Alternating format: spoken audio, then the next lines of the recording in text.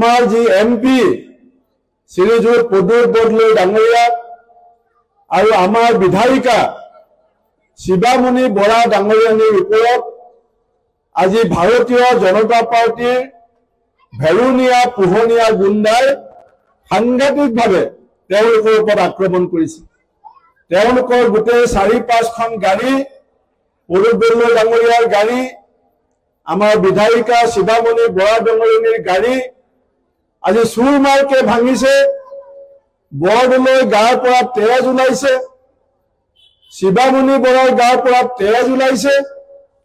আৰু এই মুহূৰ্তত মই হিমন্ত বিশ্ব শৰ্মা ডাঙৰীয়াক সোণাপুৰ হাই ছেকেণ্ডেৰীৰ এই খেলপথাৰৰ পৰা মই হিমন্ত বিশ্ব শৰ্মাক প্ৰত্যাহ্বান জনাইছো যে আপুনি বাহুবল ধনবল দেখুৱাই আমাৰ কংগ্ৰেছ নেতাসকলৰ ওপৰত যি আক্ৰমণ কৰিছে, আজি প্ৰদ্যুৎ বৰদলৈ দেহাৰ পৰা যি তেজ নিগৰিছে, এটোপাল এটোপাল তেজৰ বিচাৰ 2026 চনত আমি কৰিম।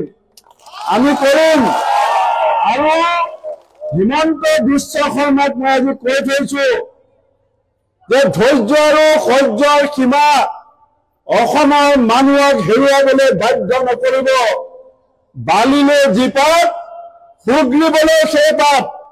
আপুনি অসম মাতৃৰ চৰণ আজি কংগ্ৰেছৰ নেতা প্ৰদ্যুৎ বৰদলৈ শিৱামণি বৰাই নিজৰ তেজেৰে ধুৱাইছে। স্বাধীনতা সংগ্ৰামতো আমি বহুতে এইখন দেশৰ কাৰণে তেজ দিছিলো। আমি ব্ৰিটিছ পুলিচৰ লাঠি পিঠিত পাতি লৈছিলো। কিন্তু আজি আপোনালোকে শুনি আচৰিত হ'ব যে জেগাই জেগাই বিজেপিয়ে এতিয়া গুণ্ডা ভেৰুনীয়া পাইছে। তেওঁলোকৰ দুৰ্নীতি, ভ্ৰষ্টাচাৰ, তেওঁলোকৰ যি অপকৰ্ম অসমৰ মানুহৰ মাজত তেওঁলোকৰ জনপ্ৰিয়তা যি ধৰণে কমি গৈছে, আজি তেওঁলোকে ক্ষমতা হেৰুৱাৰ ভয়ত আজি বাহুবল ধনবলে এই পঞ্চায়ত নিৰ্বাচন জিকিবৰ কাৰণে তেওঁলোকে যি ষড়যন্ত্ৰ কৰিছে, আমি সেই ষড়যন্ত্ৰক ভয় নকৰো। কালিলৈ আমাৰ কংগ্ৰেছ দলৰ নেতাসকল ডিজিপি অফিচত যাব আৰু আমি চাম যে পুলিচে যদি দোষীক উপযুক্ত শাস্তি দিয়ে, দোষীক যদি কাৰেক্ট কৰে ভাল কথা, নহলে আমি গোটেই অসমতে পুলিচ থানাবিলাক আমি ঘেৰাও কৰিবৰ কাৰণে সিদ্ধান্ত লম।